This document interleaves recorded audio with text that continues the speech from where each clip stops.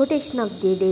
ఈరోజు కొటేషన్ ఏంటి అంటే, కాకర పువ్వొత్తులా కాదు కొవ్వొత్తులా ఉండండి. అంటే కాకర పువ్వొత్తు చిటపటలాడుతూ వెలుగులు జిలుగుతూ ప్రకాశవంతంగా కనిపిస్తుంది. కానీ అది మండేది కాసేపే. కానీ కొవ్వొత్తు నిశ్శబ్దంగా మండుతూ ఎక్కువ సమయం వెలుగునిస్తుంది.